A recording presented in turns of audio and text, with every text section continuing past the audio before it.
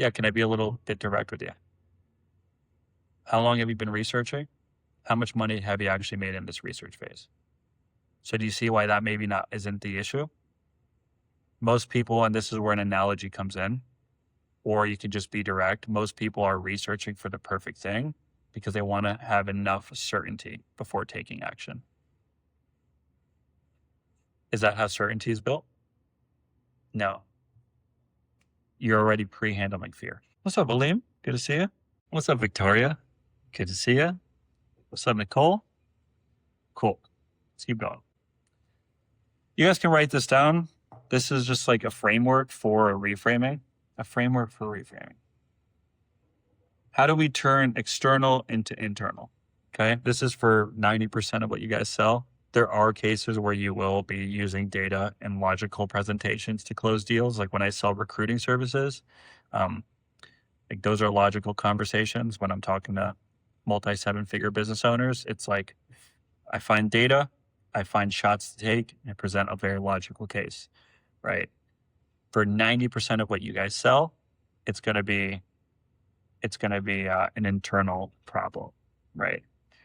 So a couple ways we can do that. Once we start seeing the breadcrumbs, the weak language, the externalization, language meaning I would hope that's possible, or I've been trying, or I've been researching, right? The language of thought but no action. These are the things we want to start clarifying, defining, or even pattern interrupting. Okay.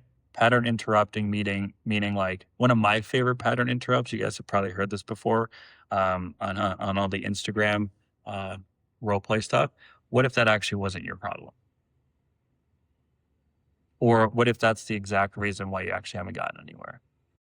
Or what if that's the exact reason why you're here, right? You talk to someone who's been researching, I've been doing a lot of research and just trying to find the perfect thing. What if that actually wasn't the problem? Wait, what? They're going to get confused, right? And this is where we can start reframing something. Okay. We ask for permission. Yeah. Can I be a little bit direct with you? How long have you been researching? How much money have you actually made in this research phase? So do you see why that maybe not isn't the issue? Most people, and this is where an analogy comes in, or you could just be direct. Most people are researching for the perfect thing because they want to have enough certainty before taking action. Is that how certainty is built? No. You're already pre-handling fear. You guys with me? Did you guys catch that? Some of you guys have been selling for a while. Like this is like a reminder. I'll give you guys a couple examples here in a second. We'll put a few of you guys on blast. And then permission to let go. We have to grab the permission to let go because what we're doing in persuasive style selling, it's a little bit different with like the more aggressive types of selling, but this style has worked for me because I'm a pretty direct person. If I was just too direct on the sales calls, I'd probably get hung up on more of it. We need to have people like agree, like when people agree to something, where people vocalize something, it is very difficult for them to go back on their word because it breaks congruency, right? Humans don't like to be incongruent. Some people are, we call those bums, but most humans don't like to be incongruent.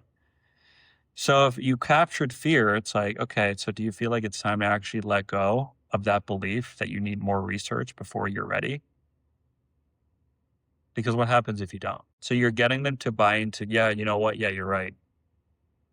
Because if I keep researching, I'm not going to actually change my situation. And this is happening in your discovery.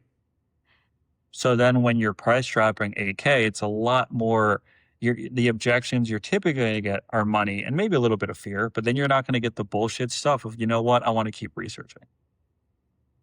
Okay.